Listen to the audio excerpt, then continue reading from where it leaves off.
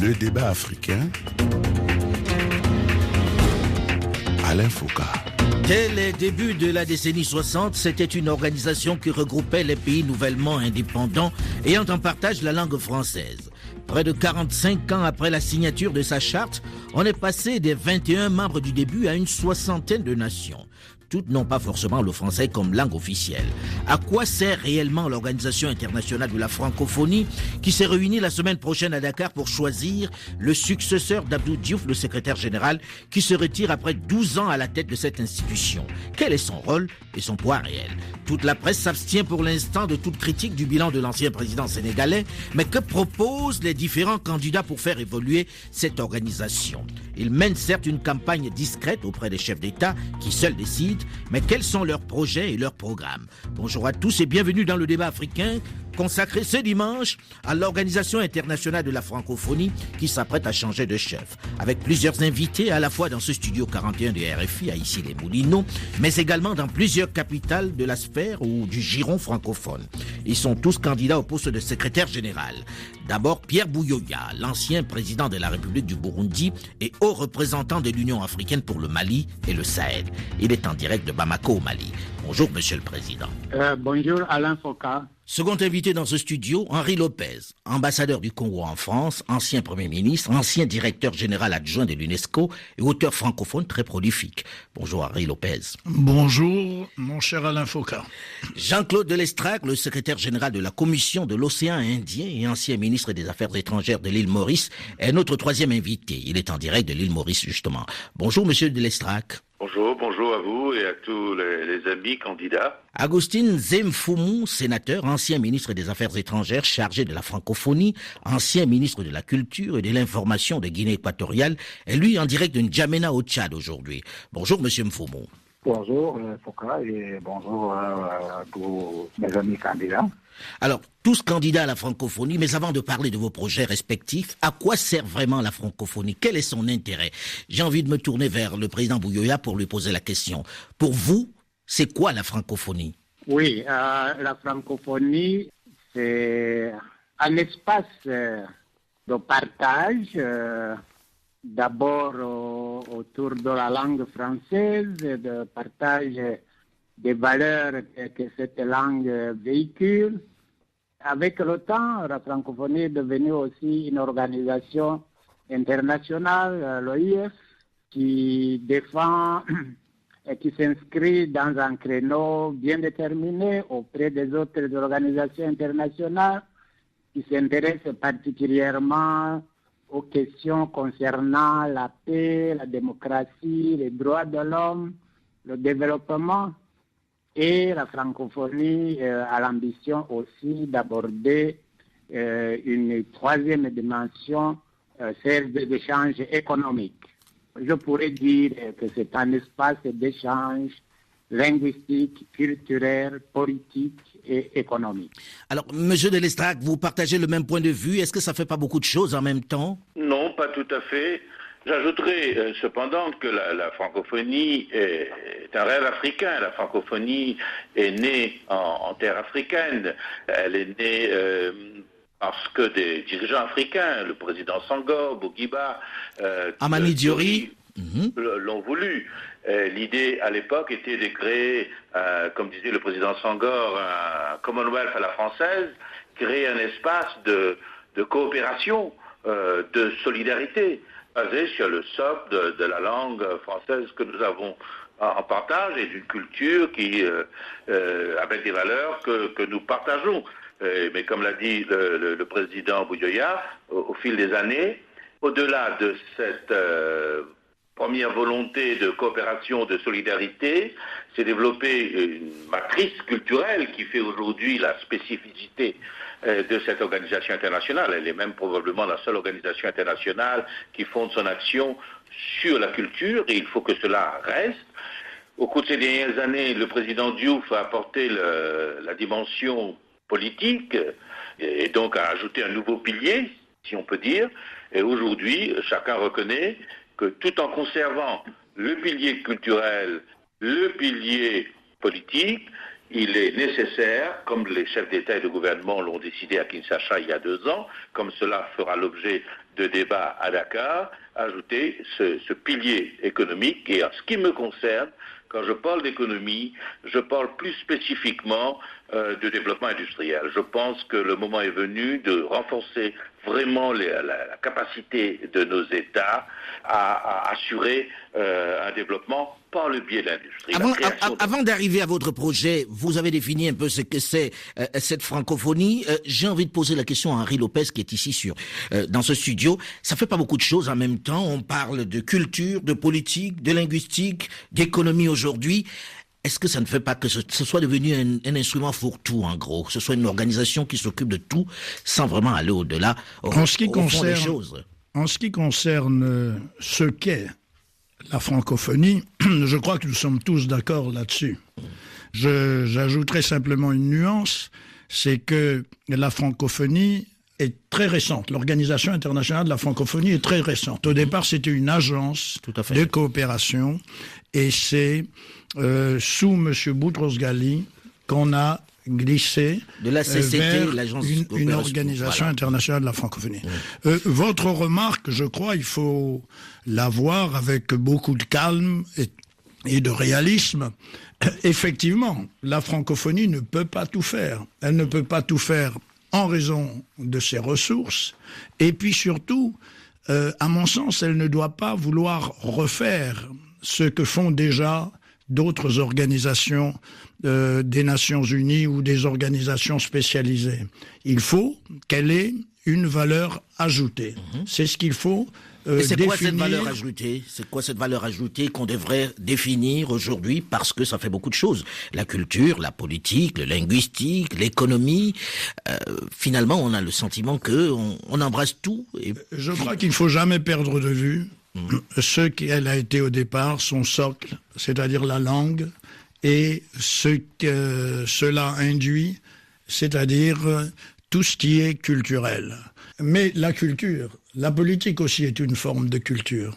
Et c'est en cela qu'elle a ajouté tout naturellement cette corde à, je dirais pas son arc, puisqu'un arc n'a besoin que d'une seule corde, mais à sa guitare. Et je crois que avec le temps viendra où la réalité nous rappellera qu'il va falloir choisir, faire des choix, ne pas faire des doublons avec d'autres organisations. Monsieur Mfumu, vous... Si vous voulez, je peux vous donner un exemple à ce sujet. Rapidement. Rapidement, alors.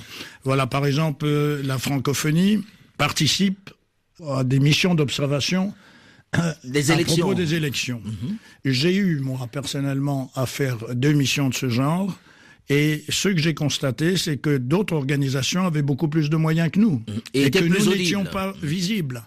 En revanche, nous pouvons, en nous mettant en partenariat avec ces organisations, par exemple, lorsque ces élections ont lieu dans des pays francophones, leur être d'une aide en leur indiquant où sont les francophones. Nous avons là une possibilité de ce qu'elle vient de faire, notamment en ce qui concerne la préparation des troupes des Nations Unies qui vont en Afrique.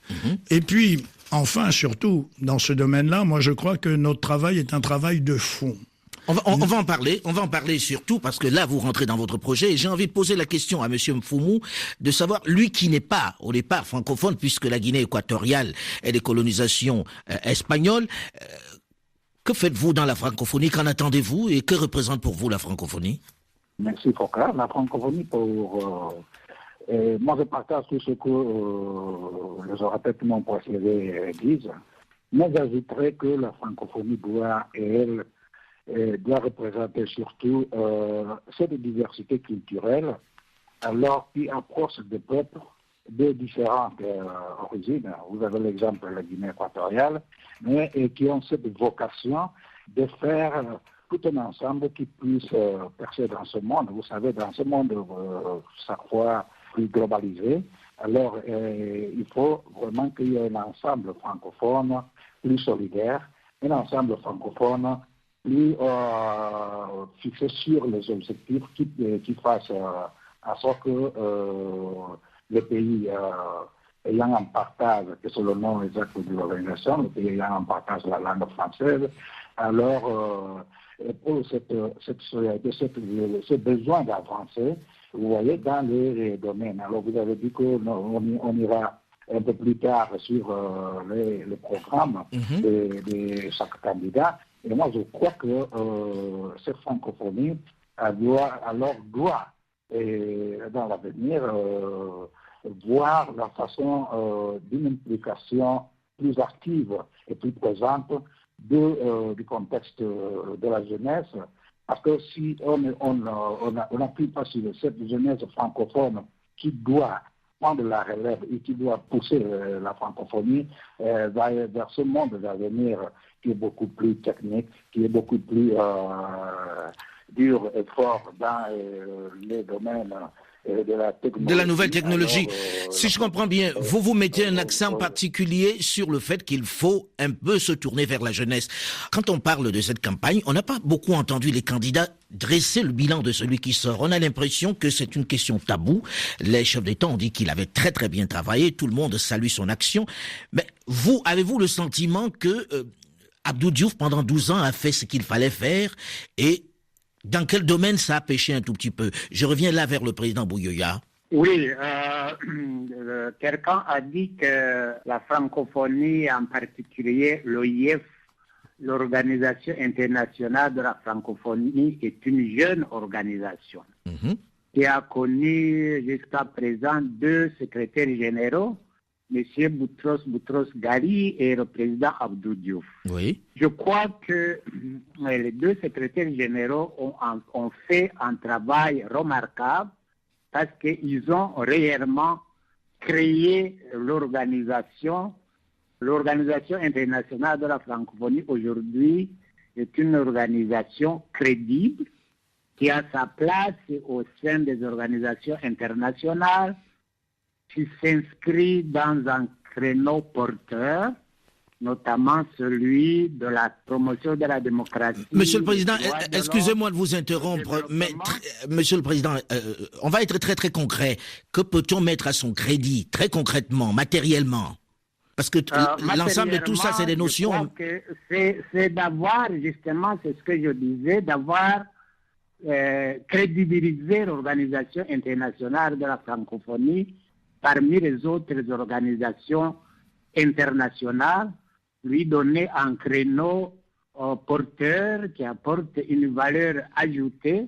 Aujourd'hui, personne ne doute de l'apport de ce pays, de cette organisation sur le plan international.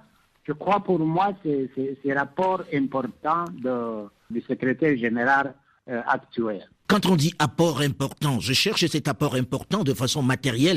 Comment ça se matérialise, Henri Lopez?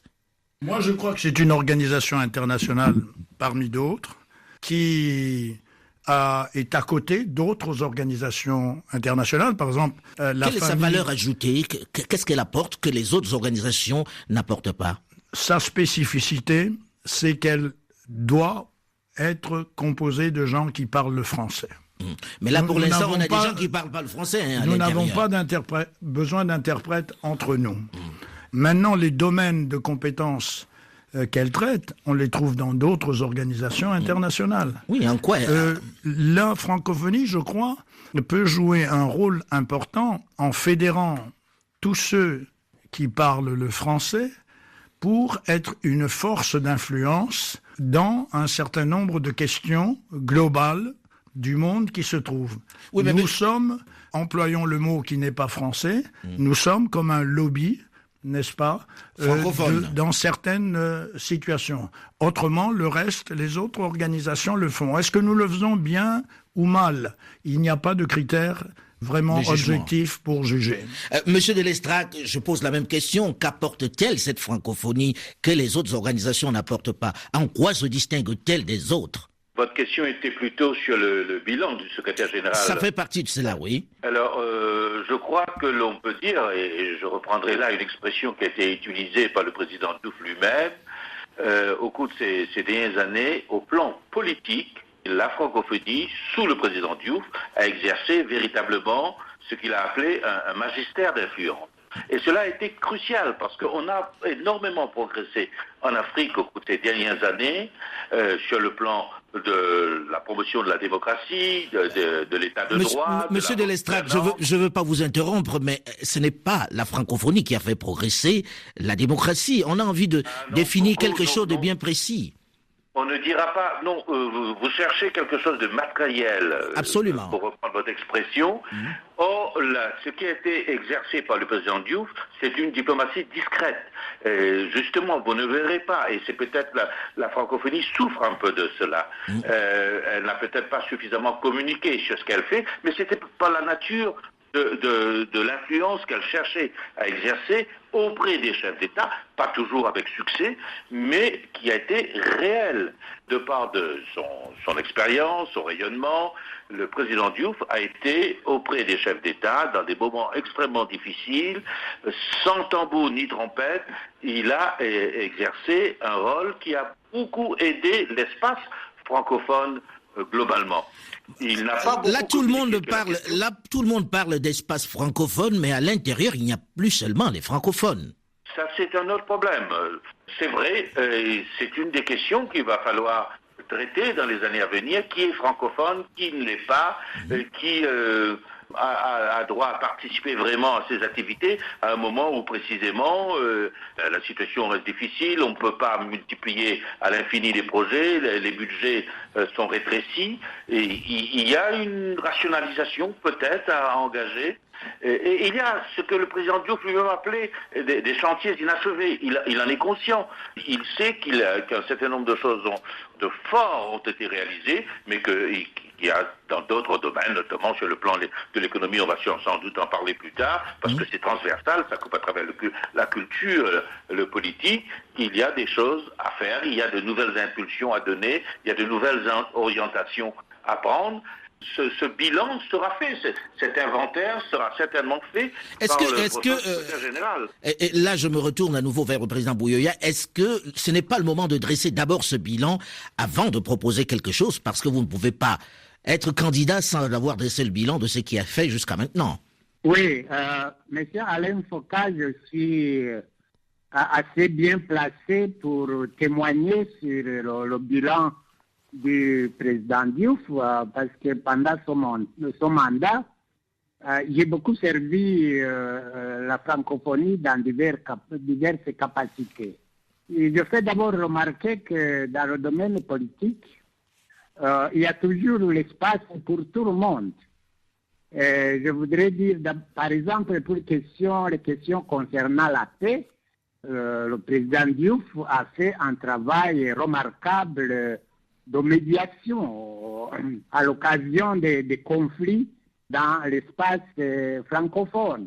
Il a fait la promotion de l'état de droit d'une façon remarquable à travers des réseaux, des institutions, des réseaux, des organisations non gouvernementales.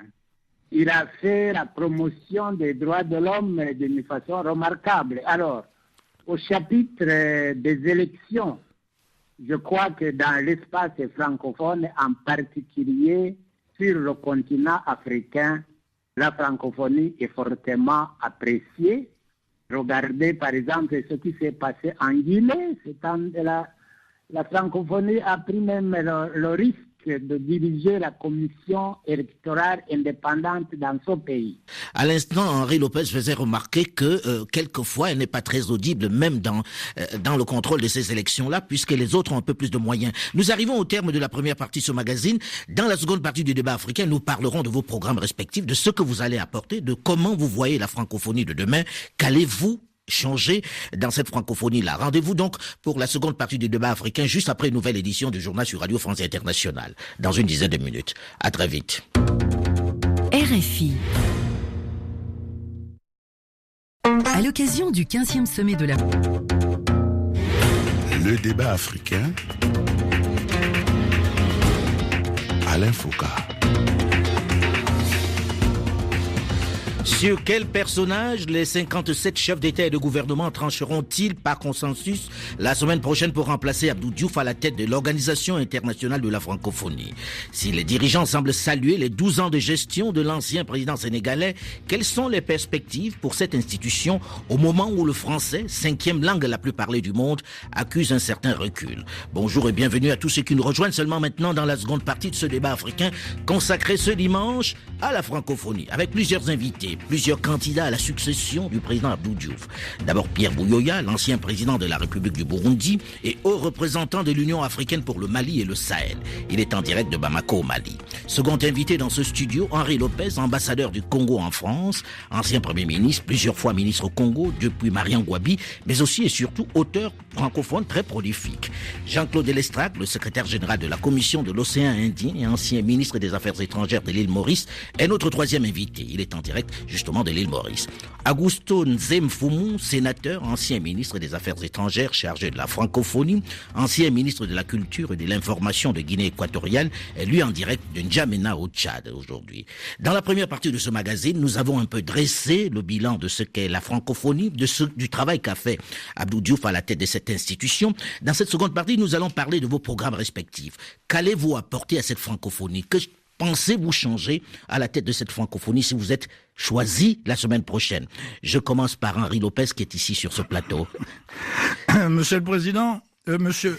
Ah, j'aimerais bien l'être. Je me croyais parmi eux. Mais vous devez être président de quelque chose, peut-être d'un club de football.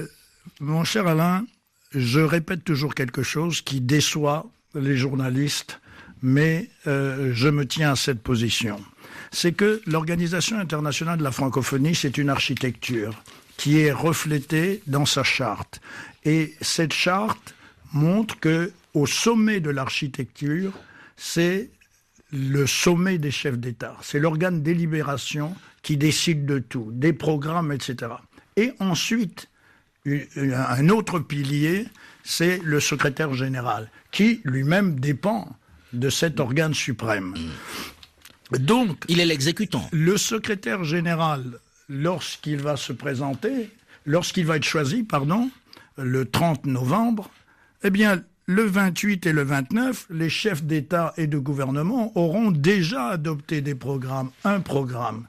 Donc, nous n'allons pas être choisis, on ne nous a pas demandé de présenter de programme et dire le meilleur programme c'est celui-ci ou au contraire celui-là. Oui, mais lorsque vous vous présentez, vous avez envie de changer des choses, de faire avancer des choses à l'intérieur de cette organisation. On confond l'élection du secrétaire général de la francophonie avec une élection nationale ou une élection municipale. C'est pas du tout ça. La première chose qu'un secrétaire général devra faire, c'est de comprendre les chantiers qui sont en cours et comment exécuter ceux qui ont été décidés. Il n'a pas vocation, il n'a pas légitimité pour dire « je mets ça de côté, moi, voici mon programme avec lequel j'arrive ». Vous n'êtes pas auditionné par les chefs d'État qui vont vous choisir? Absolument pas. Mais alors, sur quels critères on va choisir alors le secrétaire général? Alors moi, je crois qu'il va être choisi sur la base de son profil. Et à mon sens, si on me demandait de dresser ce profil... C'est le vôtre. Bien sûr, vous l'avez deviné. Je ne suis pas un cachotier. Il y a plusieurs dimensions. Mais en plus de ces dimensions, que je ne reprends pas là, et peut-être que je serai amené à le dire au cours de la discussion, il y a un critère qui est l'opportunité politique. Ce sont des politiques qui décident. Ils pourront trouver qu'entre monsieur A, B, C et madame D, n'est-ce pas, tel a le profil qui s'arrange, ou tous les trois ont le même profil. Mais alors, politiquement, pour nous, qu'est-ce qui est le plus important à l'heure actuelle? Je crois que c'est ainsi que sera décidé. Mais pas sur la base de nos programmes. Ne nous leurrons pas. Monsieur Buyoya, vous partagez ce point de vue et pensez-vous avoir le profil ou être l'opportunité politique du moment? Monsieur Alain Foka, en ce qui me concerne, je pense que le secrétaire général de la francophonie sera élu sur base non seulement de son profil, mais aussi de son programme. C'est pour cela que, sur base d'abord d'un document de vision globale que j'avais préparé depuis le mois de juin. J'avance aujourd'hui 15 propositions pour faire avancer la francophonie. Est-ce qu'on peut résumer les 15 propositions? Les 15 propositions se situent dans les 3 domaines dont nous avons parlé tout à l'heure, les questions concernant la langue, la culture, les questions concernant la politique et les questions économiques. Alors, brièvement, dans le domaine de la culture et de la langue, je propose, par exemple, la création d'une fondation pour la promotion de la langue française dans l'espace francophone et dans le reste du monde. Je propose la mise en place de financements innovants afin de développer un vaste programme d'appui à la formation des formateurs, en particulier dans les pays du Sud et de l'espace francophone, parce que l'avenir de la francophonie est beaucoup lié au développement de l'éducation. Je propose en 3e lieu le renforcement des industries culturelles francophones dans le but d'en faire un levier de croissance économique, notamment en ce qui concerne le secteur du cinéma et de l'industrie musicale. Dans le domaine de politique, j'ai aussi 5 propositions. Je cite les principales. Vraiment les principales. La mise en place d'un collège de médiation, de médiateurs, composé de hautes personnalités du monde francophone. Je veux que la francophonie puisse contribuer à la lutte contre le terrorisme à travers notamment l'harmonisation des outils juridiques et des politiques publiques, particulièrement à travers les programmes de renforcement de la bonne gouvernance et de la promotion de l'état de droit. Alors, votre programme ainsi dressé, Monsieur le Président, est-ce que vous pensez que la francophonie a les moyens de les mettre en œuvre? Aurez-vous les moyens de les mettre en œuvre? Monsieur Alain Foucault, si vous permettez que je parle de mes propositions dans le domaine économique, qui sont simples. La mise en place d'un groupe de réflexion sur les stratégies et actions pour concrétiser le concept de francophonie économique. La mise en place d'un forum économique centré sur le partenariat public et privé de la francophonie. Et je m'en arrêterai pour le moment. Alors, la question des moyens, je pense qu'il faut d'abord avoir une ambition, un programme. Il faut sortir du cadre habituel et chercher une démarche innovante.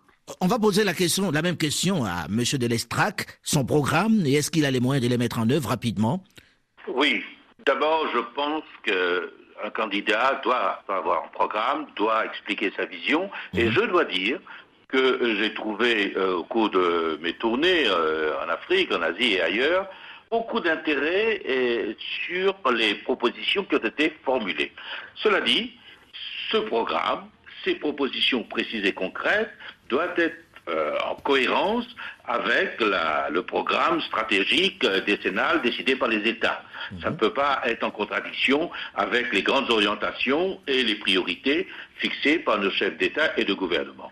Donc, ce que j'ai fait, moi, c'est je me suis appuyé sur ces grandes orientations, sur ces débats, sur les questions qui seront débattues à Dakar, pour formuler un certain nombre de propositions précises et concrètes. La première, puisque nous parlons de francophonie et la question essentielle, c'est la promotion de la langue.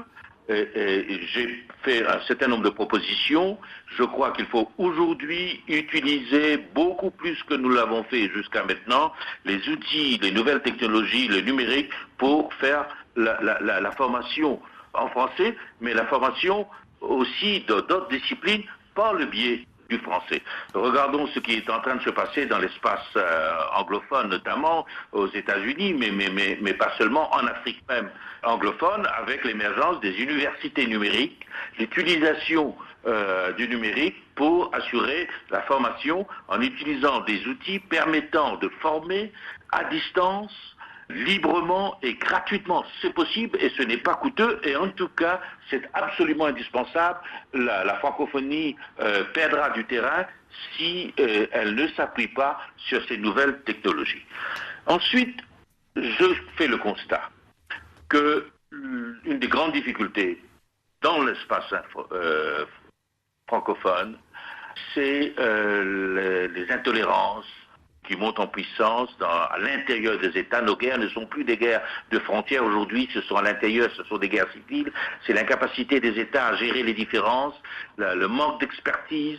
Nous sommes devenus une organisation plutôt pompier, il faut attendre l'incendie. L'incendie éclate, après à ce moment-là on déploie des moyens pour tenter de l'éteindre, pas toujours avec succès, alors qu'il faudrait mettre en place aussi un mécanisme d'alerte précoce, un observatoire par exemple de la diversité, de façon à aider à renforcer les capacités de nos États à gérer l'enjeu de la tolérance. C'est la grande question de notre temps. Comment gérer de manière apaisée et démocratique nos différences? Je propose donc la création d'un observatoire qui sera un organisme de soutien à nos États pour leur aider à mettre en place des systèmes d'alerte précoce, une espèce de mot Brahim de la diversité, de façon à aider nos États. Ensuite, je propose, rapidement, si vous permettez, je termine là-dessus, c'est concret et c'est transversal, c'est à la fois culturel, c'est politique, c'est au plan économique, ce qui est une orientation déjà indiquée par nos États à Kinshasa,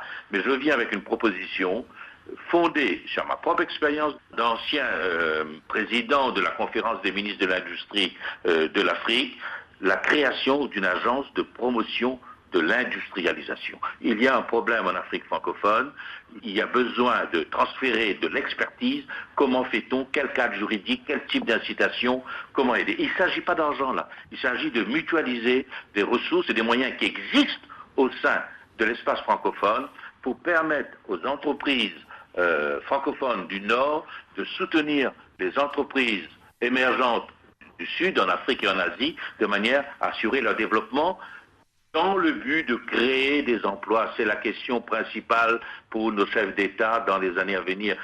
De quelle manière va-t-on créer les emplois pour la jeunesse africaine et asiatique, celle qui sera majoritairement dans nos villes à l'horizon de 2050, ils seront 60% dans les villes.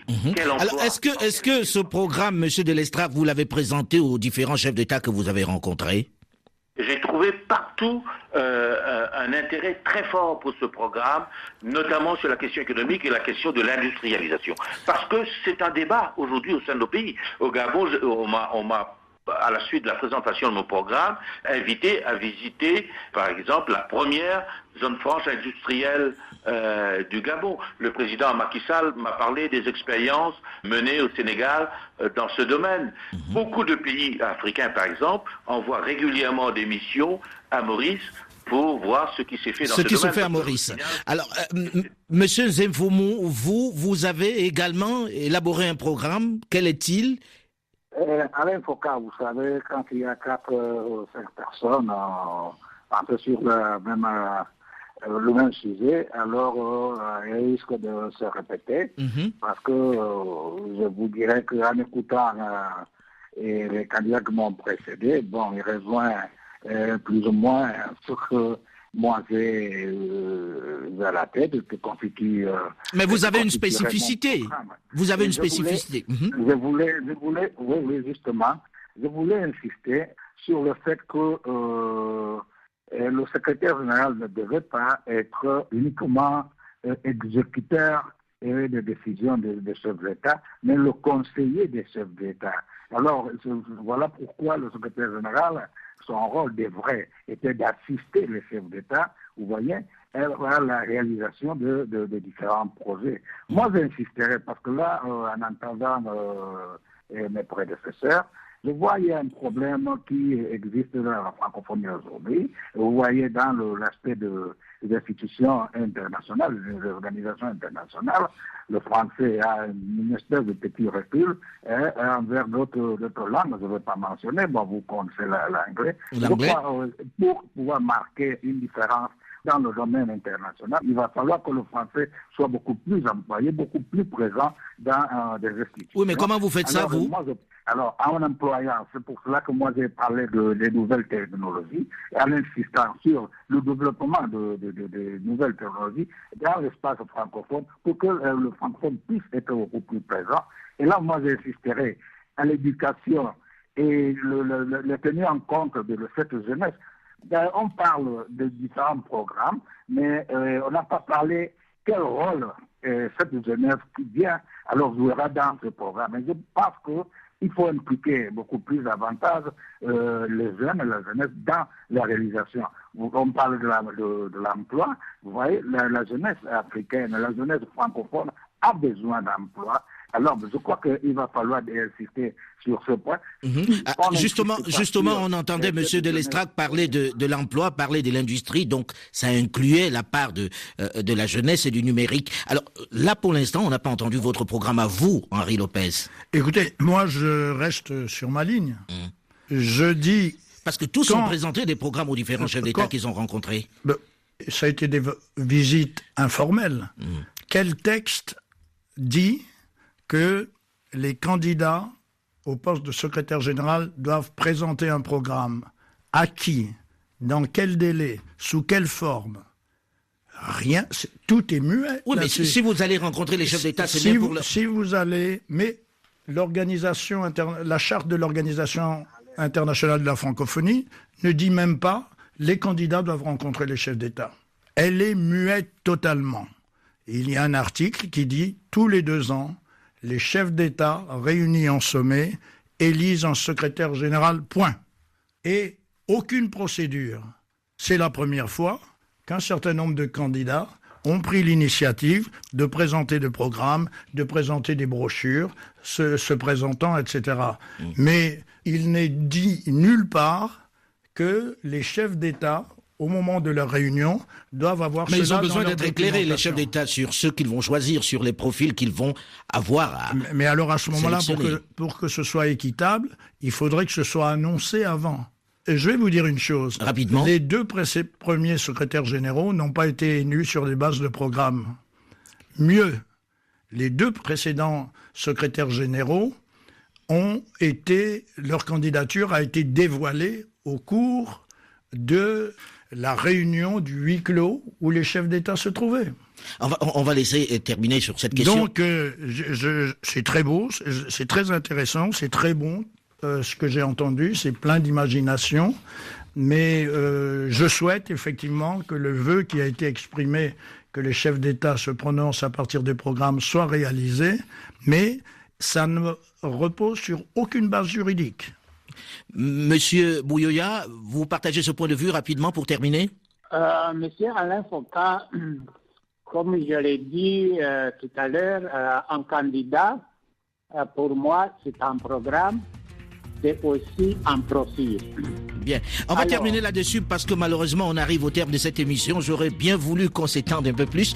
Je reviendrai vous voir après les élections, ou en tout cas après le choix du candidat, pour que nous en parlions un peu plus. Nous arrivons malheureusement au terme de ce débat africain. Merci, monsieur, d'avoir accepté de participer à ce magazine. Je vous souhaite à tous bon vent et que le meilleur gagne. Rendez-vous à Dakar la semaine prochaine. Delphine Michaud, Sophie Janet et Alain Foucault, nous vous donnons quant à nous rendez-vous la semaine prochaine, même heure, même fréquence, pour un autre débat africain. Dans un instant, une nouvelle édition du journal sur Radio France Internationale. À très vite.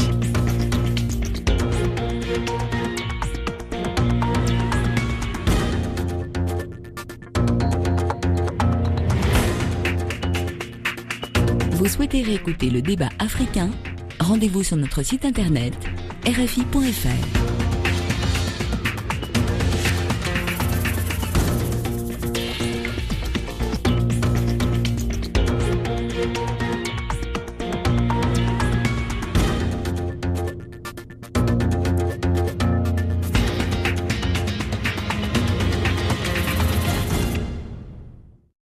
RFI, la Compagnie royale de luxe.